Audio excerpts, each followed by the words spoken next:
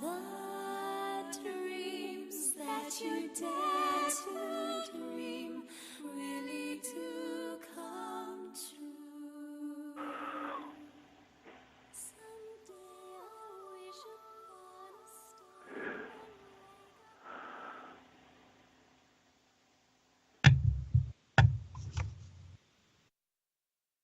star Okay. Hiya, everyone, and welcome to Over the Rainbow Show with your host, Bob Brown. On Wednesday, the 1st of November at 3 p.m. Eastern Time, 12 o'clock Pacific Time, and 8 p.m. UK time. And to all the listeners from around the world, the number to ring the show is 323-902-5497.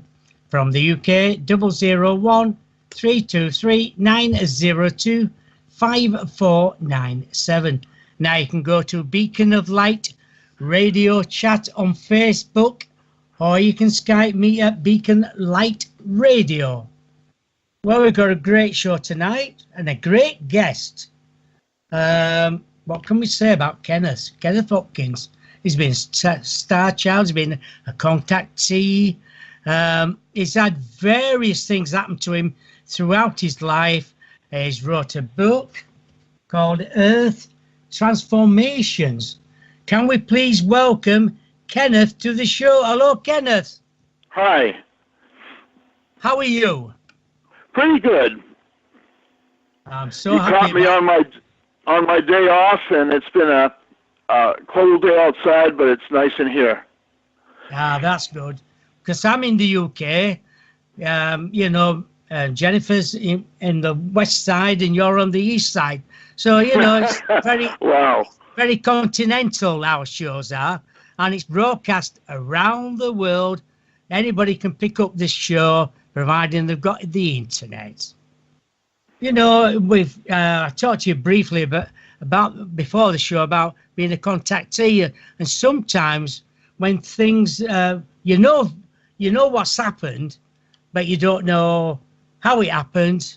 And when you come back, you just don't know what's happened. You've got marks on your body as though you've been, somebody's been onto you to have a look inside your body. Can you just tell the listeners all about it? Most of my life, I had no understanding of the phenomena, from the sleep paralysis to the scuffed shoes to clocks not working.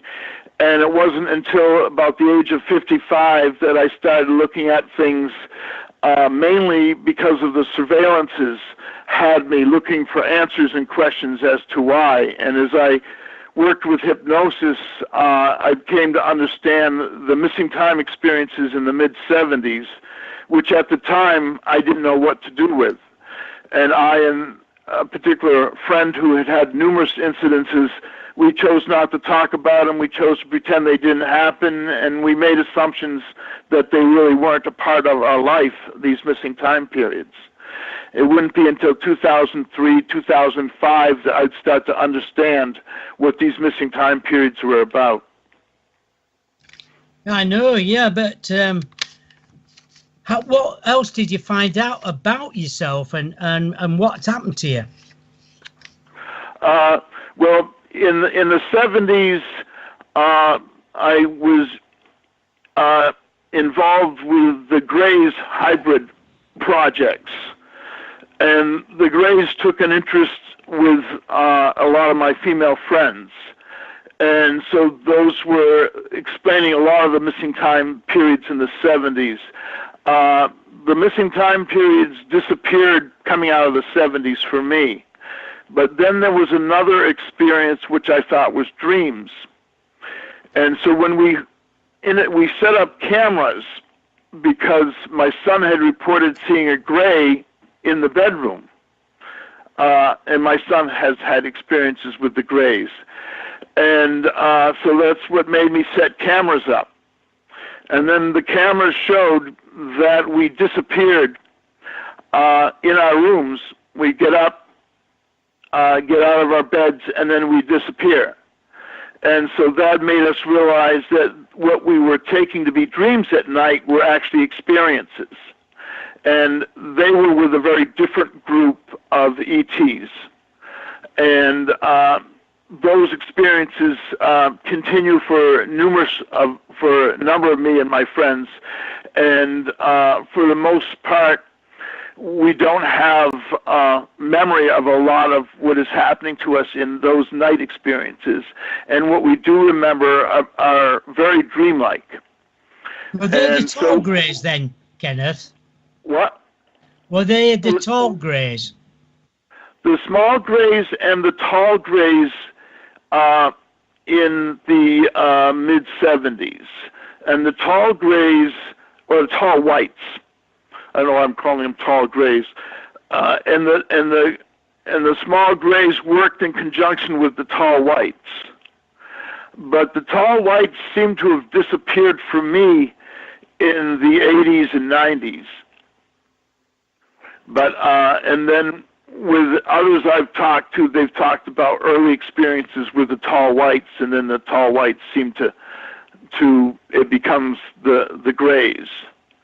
And for the most part, the grays they're 5 feet. They're relatively small and fragile looking, and in these experiences, they were doing a lot of procedures on me, which I don't have understanding of. And I've awakened on tables having procedures done that have brought me great physical relief. So for the most part, the physical procedures the Grays have helped me with specific arthritis in joints, with a spinal injury.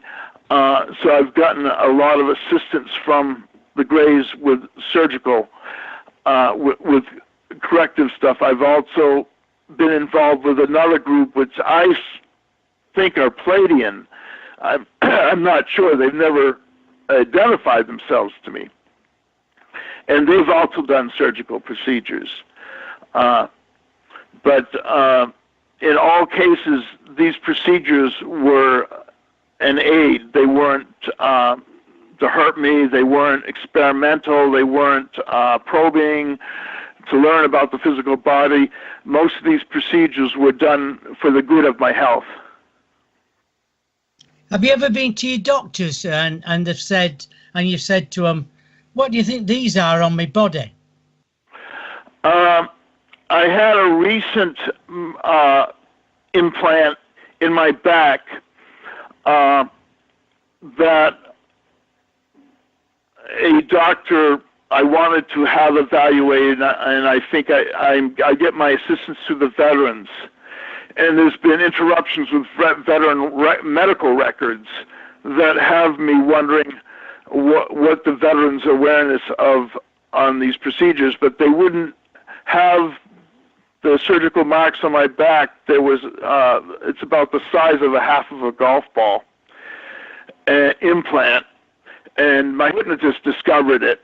I thought it was just a bad experience with something happening on my back. I didn't realize because I was being held down in the abduction after held down, and they cut a mark surgically and they put something in my back.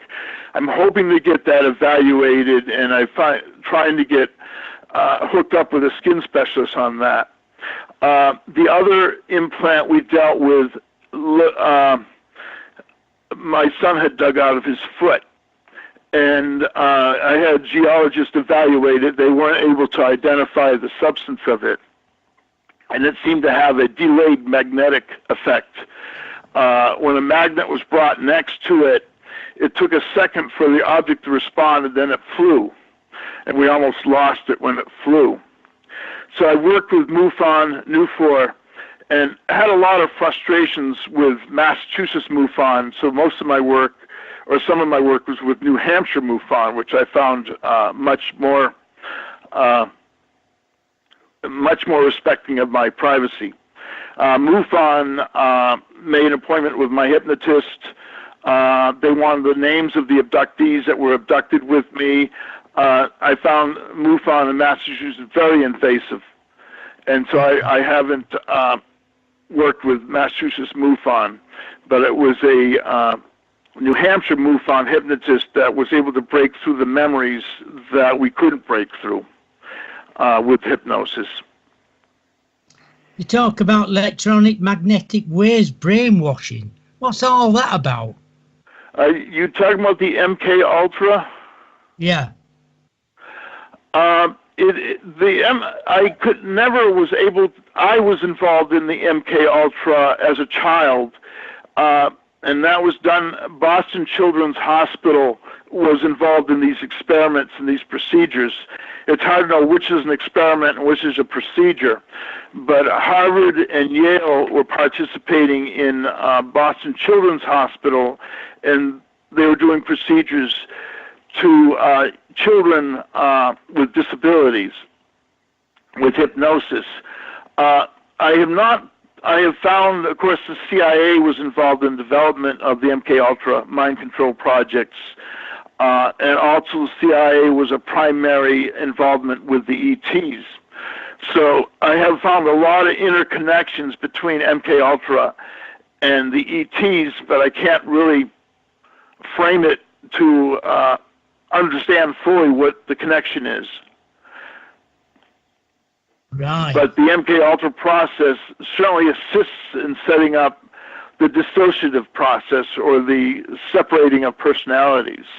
Because, and then what they do is they develop the alternate personalities to do tasks that they program them to do. But again, the woman I wrote about in the book was an MK Ultra with a cerebral implant, and she was used to observe me. And so that's been the connection I've had, other than my childhood connection with the MK Ultra. We were getting things in the hypnosis on the MK Ultra, but we didn't pursue them to too much of a degree. We were more interested in the involvement with the Greys and with this other group, which I think of as Palladian because they look like us. But they are much more simplistic in their ways of interpreting their reality. They don't have the complex world of self-survival that we have, so I think it allows them to spiritually develop beyond what we're able to in this world. Have you communicated with them yourself? In some of my experiences, I'm conscious at night, and I've interacted with them. They also seem to have a hybrid program where they're integrating sexually humans with their species. And there's probably a number of ET groups that are involved in different hybrid projects. But so I was exposed to them sexually as well as in classes. And so also there were other abductees in those classes that were, of course, from Earth as I am. And sometimes I got the two of them confused between which weren't and which were. But the telepathic communication is very strong, more stronger with the ETs. There'll be a combination of speaking and telepathic. Also, the ETs had a very simpler perspective on things that made them stick out to a certain degree, but English was spoken by the ones I was involved in, and so it's, yeah, I can't think of too much more to say about them. No, it's But all they're right. Yeah. definitely- Can you tell us about a little bit about out-of-body interdimensional travel? This is what the camera showed, and a lot of people, I feel, are in these travels that are unaware that they're in these travels. When we set the cameras up, we found that we were leaving our bedrooms at night. And this was into the I'll call the interdimensional travel. I'm very confused exactly where we're going in these travels. I've heard others describe visiting planets, visiting systems, visiting ships. I've heard of visitations on other places on Earth. So the interdimensional travels, and I've also heard in the interviews I've done with others, time travel experiences.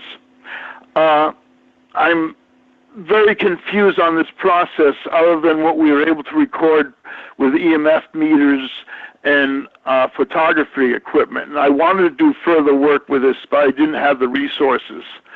And we lost a lot of our filming in a series of break-ins. So we were using basically security cameras and measuring electromagnetic frequencies that would be incredibly high, between 150 and 200 Teslas. And in some cases, these would blow electronics in the places they took place. We also came to the realization that the EMFs rendered anybody in the room where the incidences were occurring into unconsciousness. Spouses of abductees have no awareness of what's happening in the rooms or what the cameras were showing. They remain sound asleep and undisturbed, and we believe that had to do with the electromagnetic frequencies. There's a lot I found that could be opened up to an understanding with photography.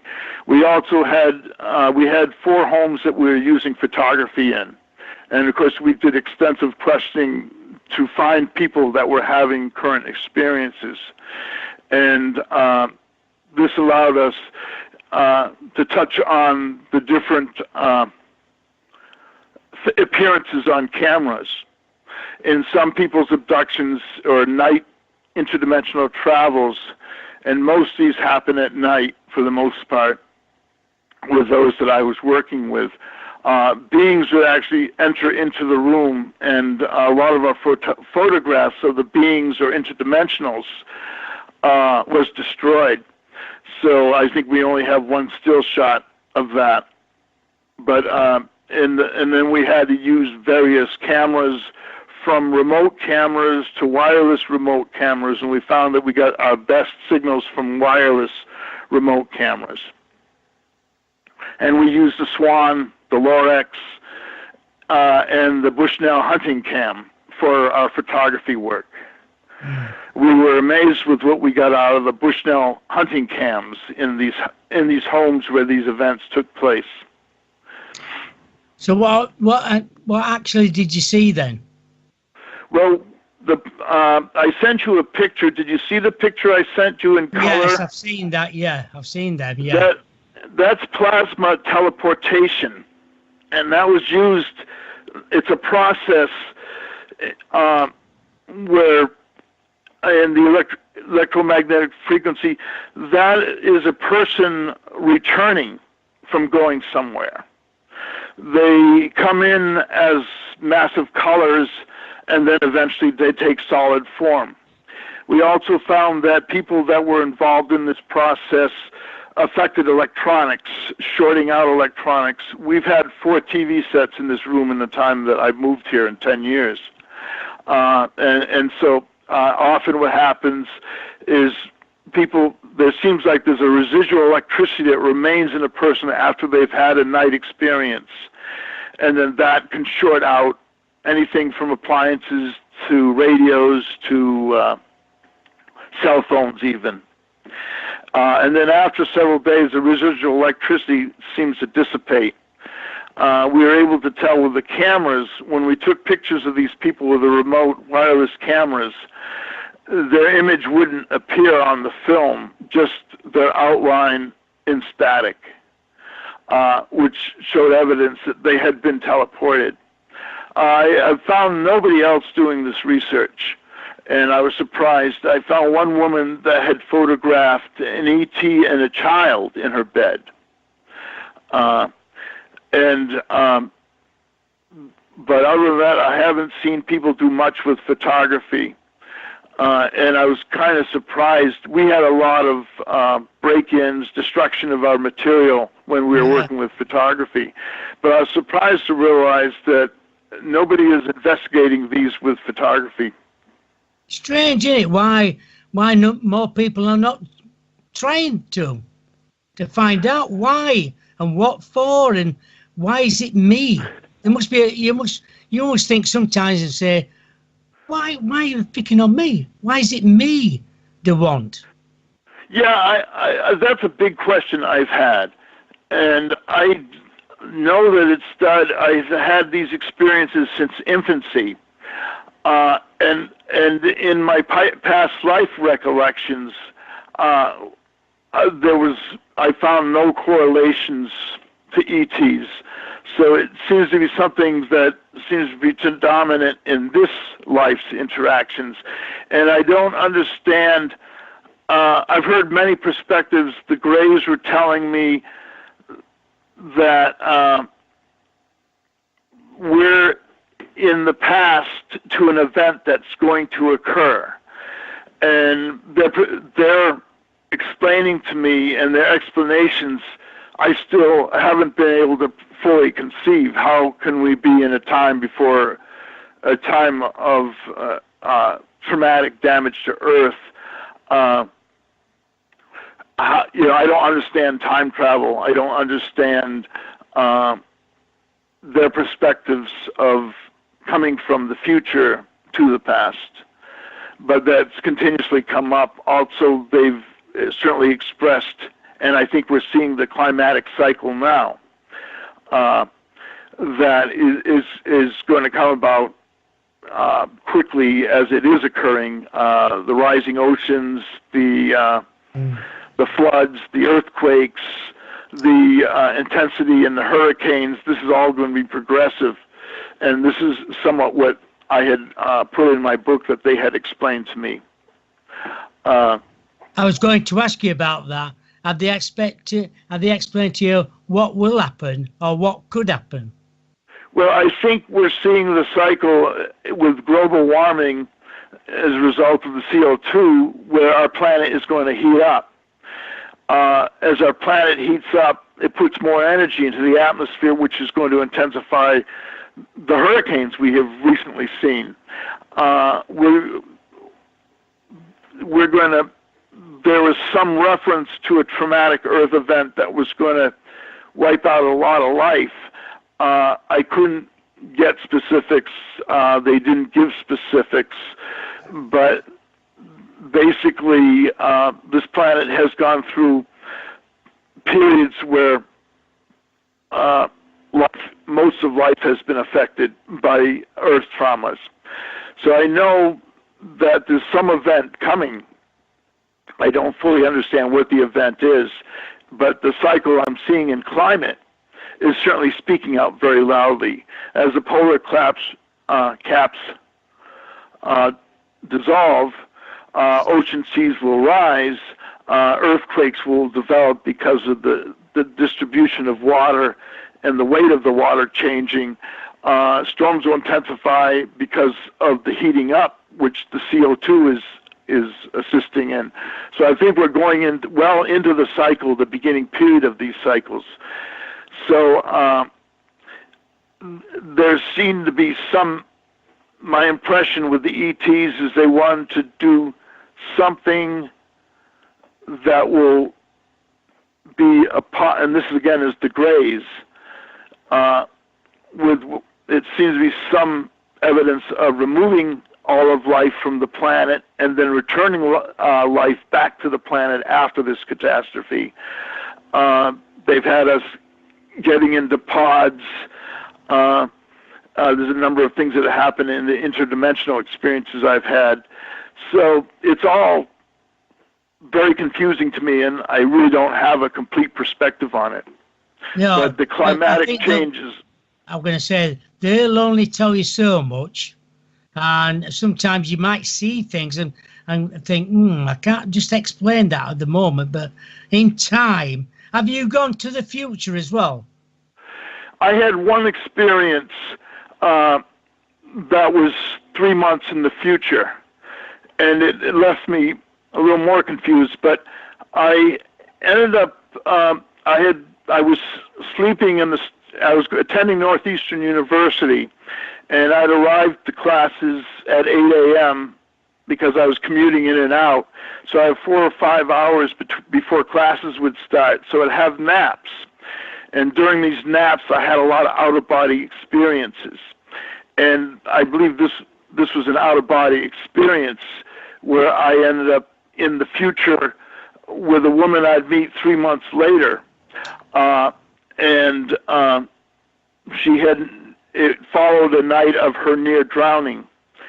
And but I didn't understand what I had experienced, that it was the future.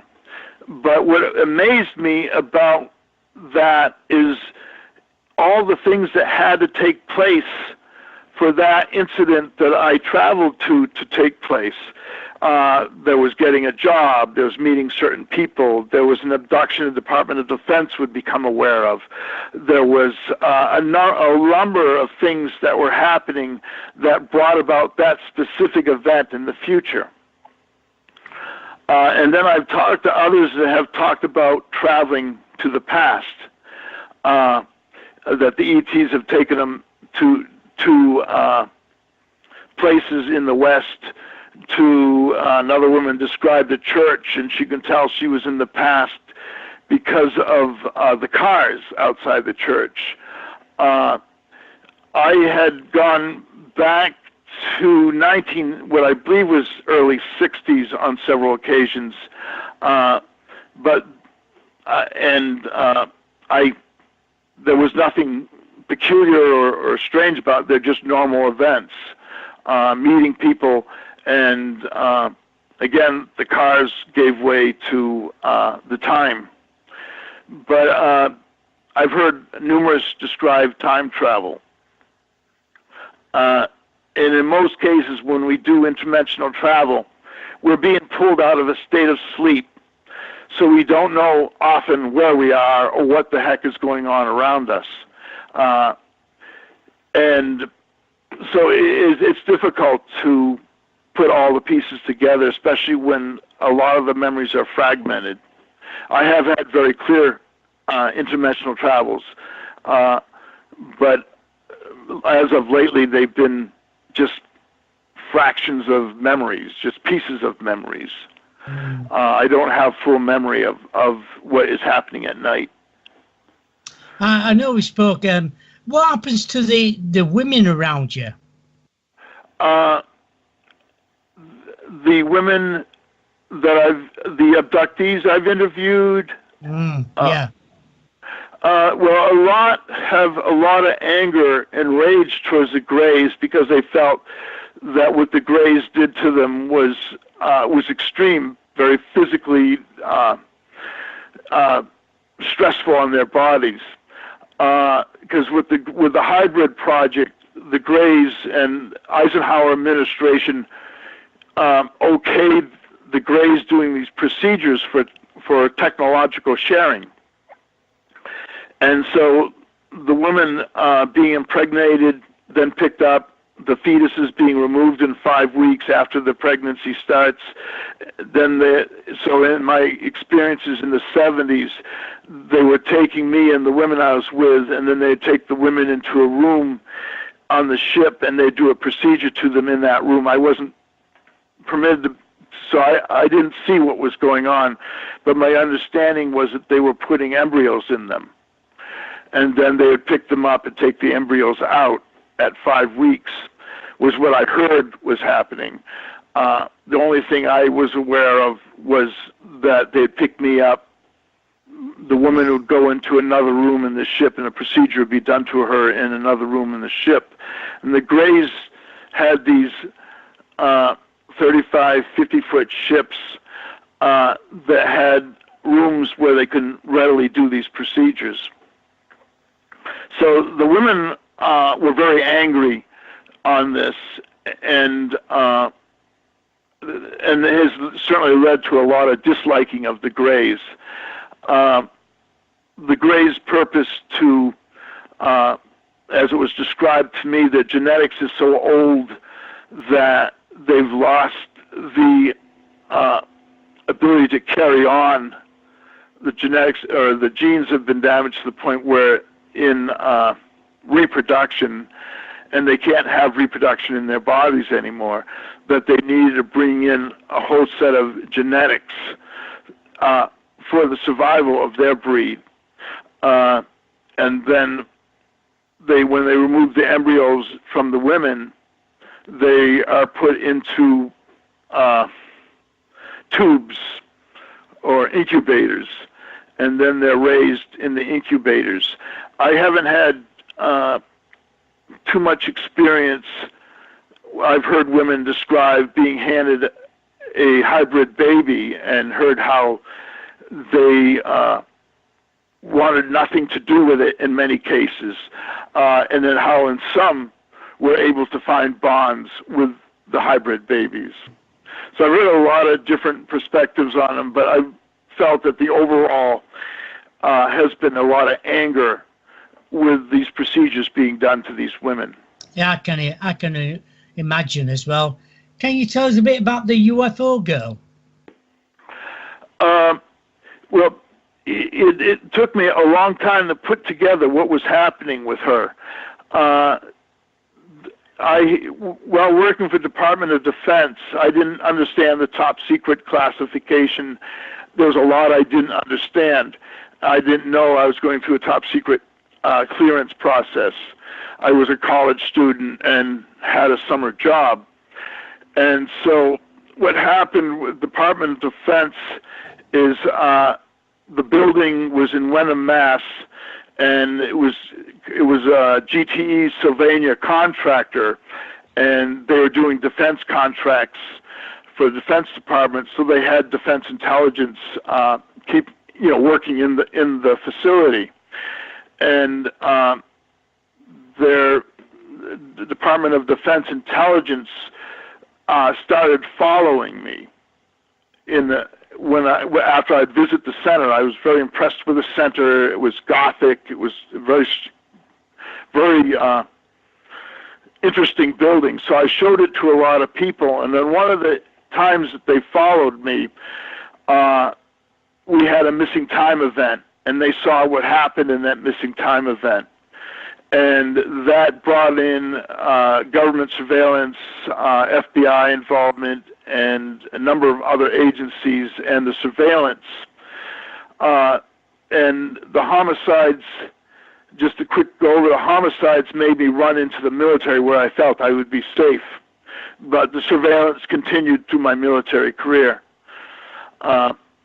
So she was recruited from a jail cell to watch me by the Department of Defense. And I didn't know this at the time. And then when I tried to get additional information, she was shot. And she survived the gunshot wound, I believe, to her head, and went into federal protection. But she and I would undergo over a dozen abductions, ranging from an hour to 16 hours to bits and pieces of a whole day. And at the time when this happened to me, I didn't have a clue as to what was going on. It wasn't, again, until 2003 that I started investigating when I was getting the flashbacks. Right. You know, it's so strange. And do you still get flashbacks today about other things as well? I often, with what's happening at night, I've gotten some flashbacks on. Certain things will trigger memories. But the flashbacks of what happened with UFO Girl were very traumatic. Those started in 2003 and continued through 2007, and then eventually they seemed to work their way away from being traumatic for me.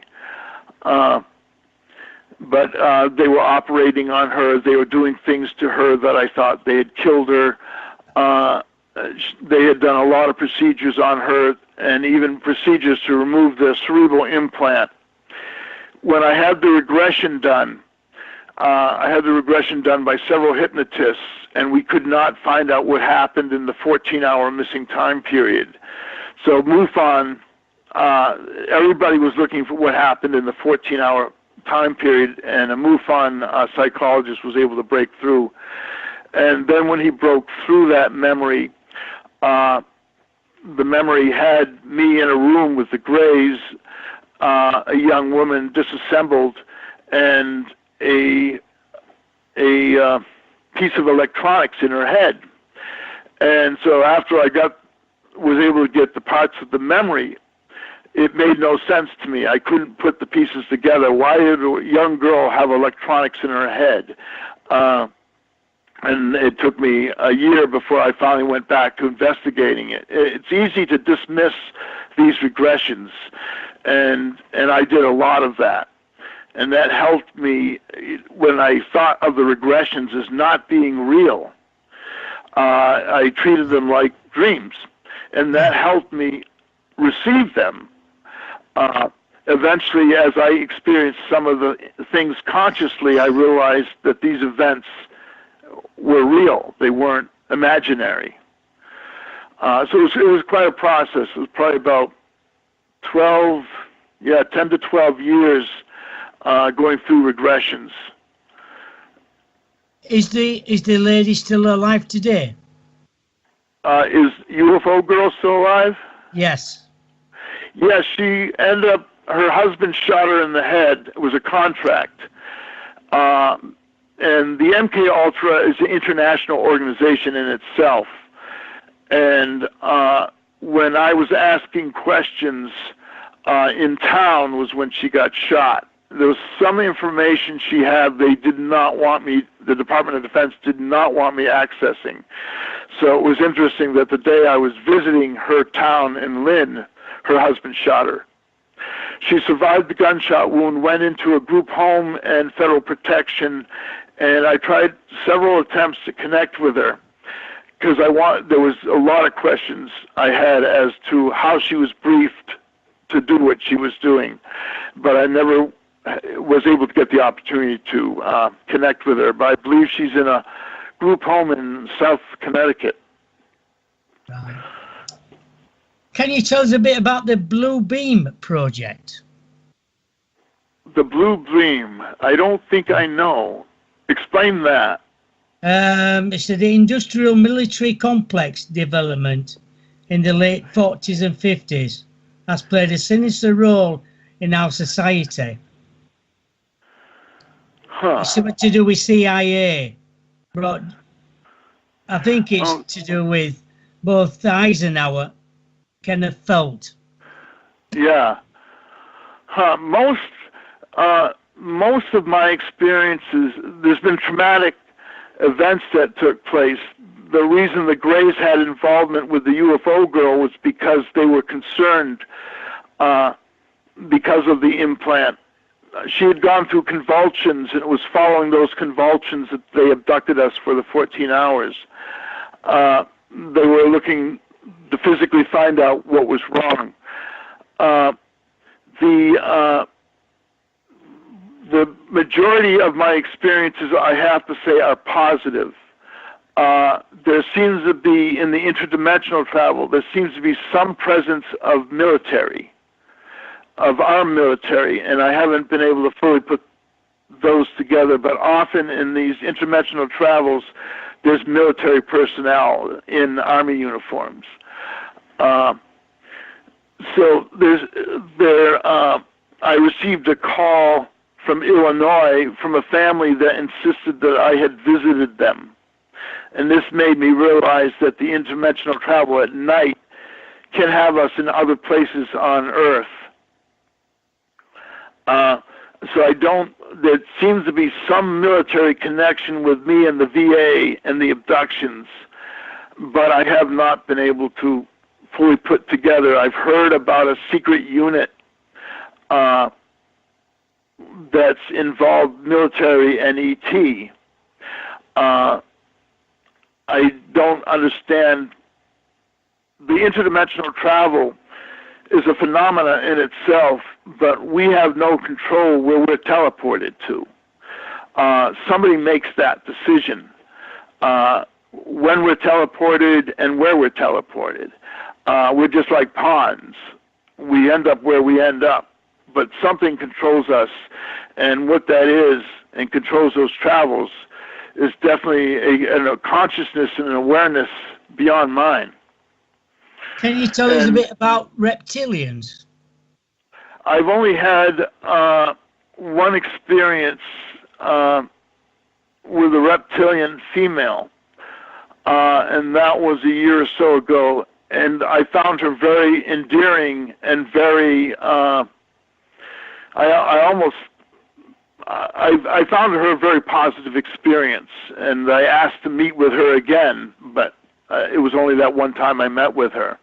She was shape-shifting, and her form wasn't consistent, and she, with telepathy, she sent me images of what her body looked like. We were in a pool of water, and I couldn't figure out from touching and from sight what there was a contrast to what her form was that confused me.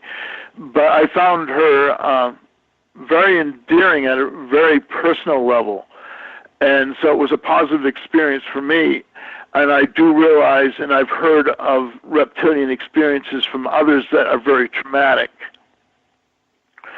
And but just like any race and color, you can't blame all of a negative group. You can't say that every group is negative.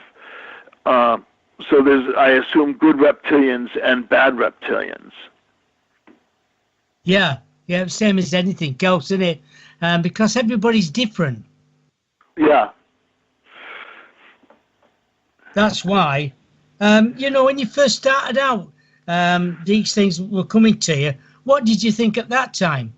Do you think it was, is this real? Is this really happening to me? You're talking about the night experiences? Yeah. The night experiences for most of my life I thought were dreams. And so but when you're having dreams of being in the same areas over and over and over, seeing the same people over and over and over, you start to realize that you're going somewhere. These people you dream about, you realize are very real. And so as I started to realize the reality of the interdimensional travel at night, the more consciousness you have, it can be very frightening because, again, you don't know where you are or what the heck is going on. I ended up in a chamber one time, and I saw what looked like tall Asian women holding this man down, and they were running an IV from him. And the women were complaining that he was moving around too much, and their supervisor gave them the direction to break the guy's neck, and they broke the guy's neck pretty quickly. I was in the chamber with a glass window seeing the two women break the man's neck. And that was traumatic. And how I ended up in that chamber, I don't know. But I asked to be pulled out, and whatever oversaw where I went pulled me out. So that's the only time I've ever seen a traumatic event. Most of the times, a lot of us, we go to classes, but nobody ever seems to remember the content of those classes. And in these classes, when I went to these classes as a child, I was in my pajamas when I went to these classes, and again, I thought they were dreams. And throughout my lifetime, to about the age of 58, I would see the same. I'd see the girls in these classes grow to women, and then I realized that these weren't dreams. This is actually interdimensional travel. And some of my interdimensional travel, I've been on a planet with incredible gravitational fields where I had difficulty standing up. I've been in different places, and of course, it's hard to put together the full reality of where you are when you do these night travels. But what I was trying to do with the photography was make people aware that, yes, these events are occurring to many at night. These aren't dreams. These are actual events that you can come back with marks on, you can come back with injury from. Hey, Kenneth, what would you say to somebody who's they've thought they've been somewhere and come back and they've got marks on the body? What would you say to them, how to deal with it, or trying to explain? Most of a lot of the marks and a lot of the ETs seem to have to do with implants, other than the surgical corrective procedures. We found marks, how they got the skin to heal on the marks. So getting the person to have a positive experience of it is probably the most important thing. Because in all the cases of marks I've dealt with, they have no memory. One was telling me, one person had memory of the marks, and while he was being cut by the Greys, he asked them what were they doing, and they were telling him to keep track of you. So there's so much misinformation that could make people waking up with these marks, and it's amazing how we've explained away the marks. You know, it was scratches from something, because a lot of the ones with the Greys look like parallel scratches. I'm just going to ask you, Ken, is there any places that do put implants? Some say back of ears or in your back, you were saying. Yeah, the one on my back seems to be a low technology. It's not, and that's why I'm suspicious of the military. And I believe it puts out a frequency that we were able to detect with a detector, with a bug detector. To find where you are, or to monitor you. The only thing I can think of, a lot of the surveillance that we went through or had was done with a Wi-Fi. Vehicle tracking is all done with Wi-Fi. They put a device that puts out a Wi-Fi signal. So, and the pattern in the surveillance was, if you went into a no Wi-Fi area, they wouldn't follow you in a no Wi-Fi area. They'd only follow you in a Wi-Fi area. So they have a vehicle on the other side of the Wi-Fi area that would pick up on you as you went through. So the only thing I can think of is this device assisted in that Wi-Fi detection. I'm going to have it evaluated with an MRI. I want to see what this lump is that's beneath the surgical marks I woke up with. And I'm using the Veterans Administration, which is where because I was in the service, they handle most of my care, so I'm hoping to get an appointment set up with a skin specialist. The first time I tried to get an appointment, the veterans denied me access to the skin specialist. So now I will have a better idea. Okay. What excuse did they give you? The doctor would not discuss the surgical marks because it looked like an infection was starting in one of the surgical marks. And so I had her look at it, or she was instructed by another doctor to examine it. And I tried to explain to her how that was done. She wouldn't speak of it, and she basically she wouldn't talk about it. And so now I'm hoping she'll let me see the skin specialist for him to get a picture of what it is with a MRI or a some kind of X-ray. It must be strange for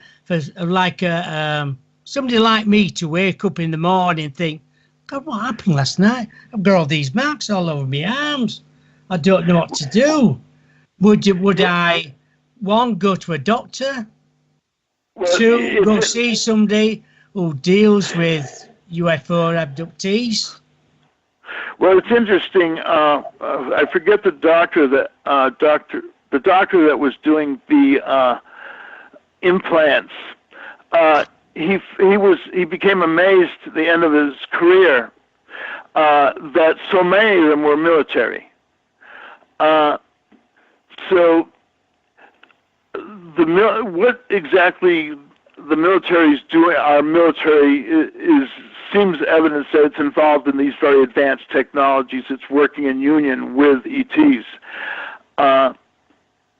My first impulse would be, again, for the person not to be over frightened by the implant. What would you first do, Kenneth? What would you first do then?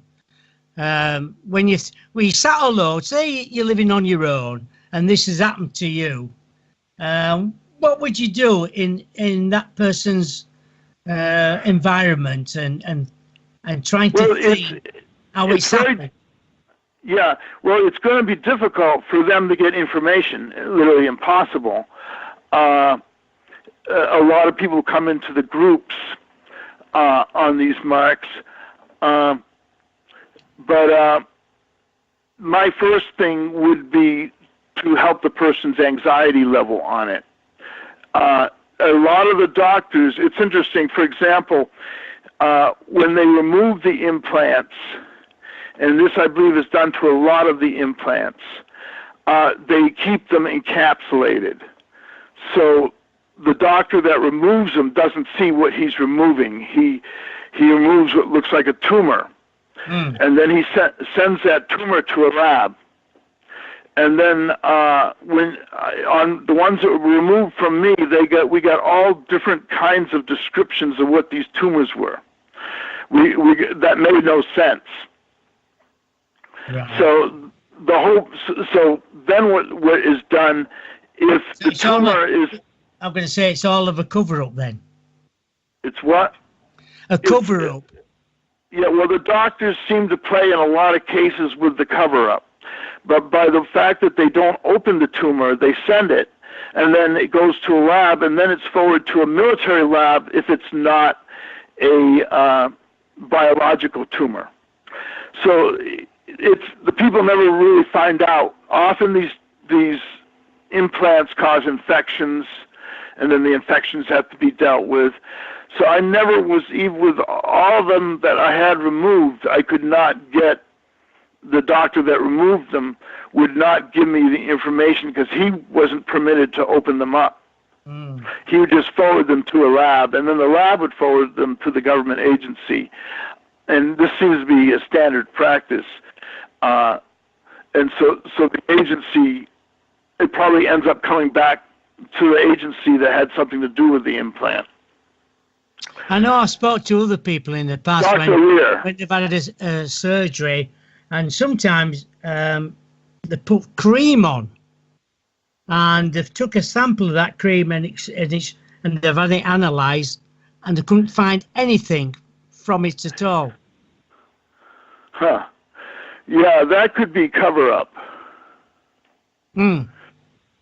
It's the medical profession. I've seen MRIs with what look like objects in them, and they're explained away as artifacts. Oh yeah. And then they explain that the artifacts is a defect of the MRI. So if it's detected by an MRI and it comes out looking like a white spot in the MRI, they call it an artifact, which means it's a defect.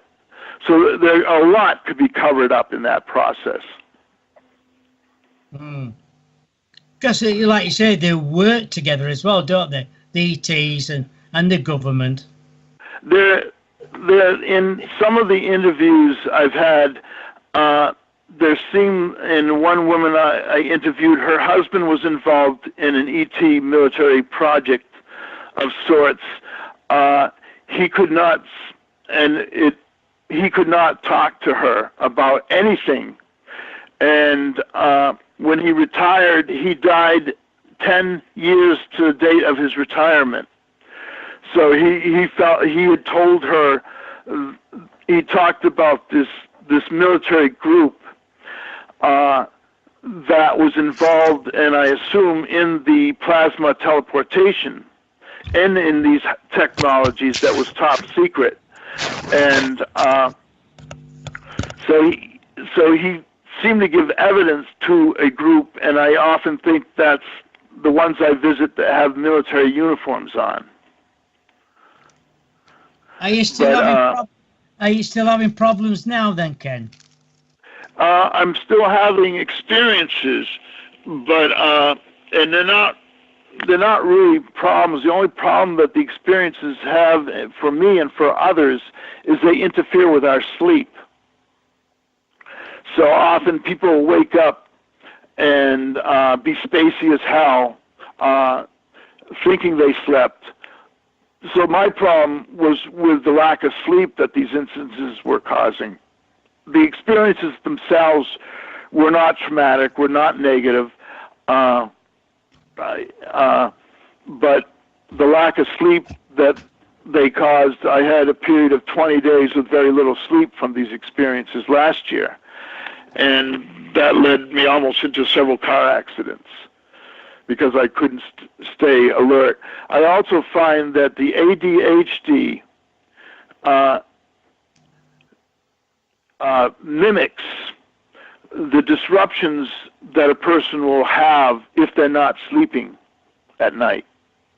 Lack of ability to concentrate, lack of awareness, spaciness. So I often question that the ADHD, and a lot of the abductees I interviewed were ADHD diagnosed. So I found that was an interesting correlation.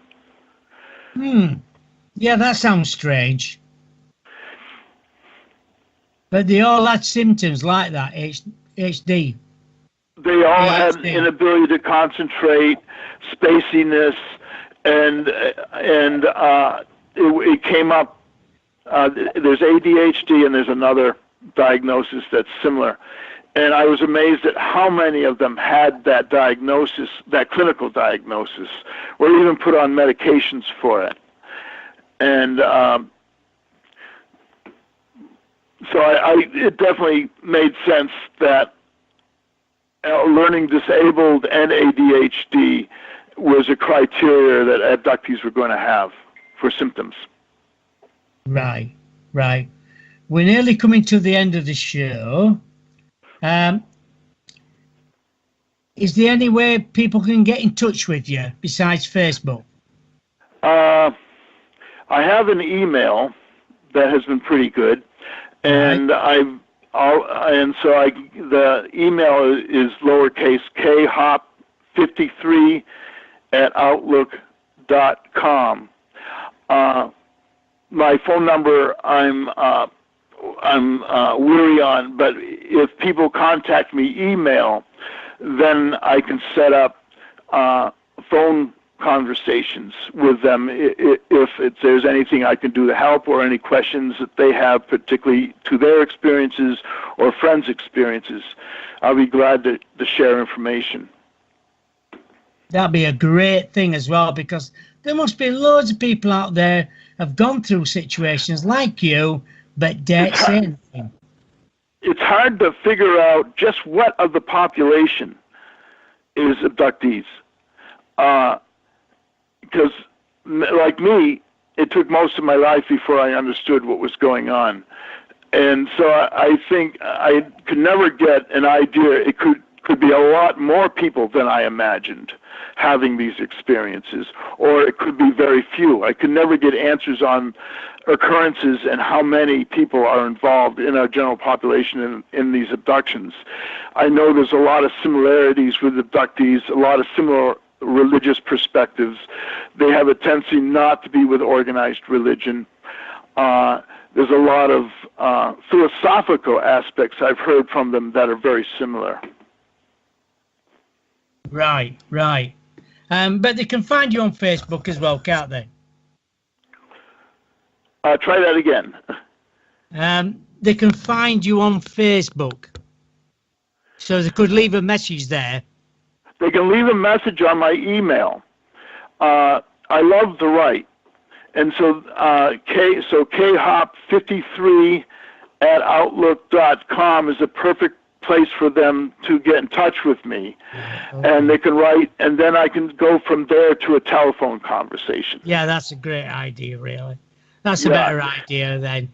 And then you can speak to them privately and get to know a little bit what's happened and what. And it allows me to sort out what a person's experience is by their describing it, and to answer them at the level of awareness they have. Yeah, that's a great idea as well. So thank you so much, Kenneth, for coming on the show tonight. It's been lovely. It's been a pleasure listening to you.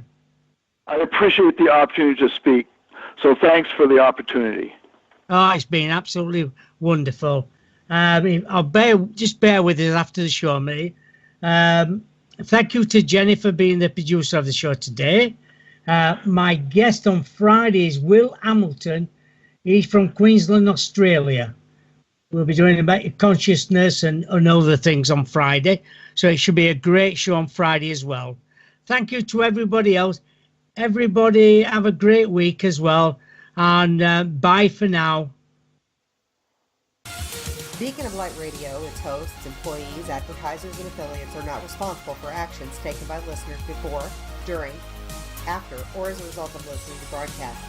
All content is strictly for entertainment, educational, or advertising purposes and should not be used to make life decisions or as a substitute for medical, psychiatric, or legal advice or care. The opinions of the host and advertisers are not necessarily the opinions or stance of the station. Listeners agree by hearing or reading this disclaimer to listen at their own risk, be 18 years of age, or have the permission to listen and or call in from a legal guardian, and agree to hold Beacon of Light Radio faultless from any and all repercussions of listening or participating in a broadcast.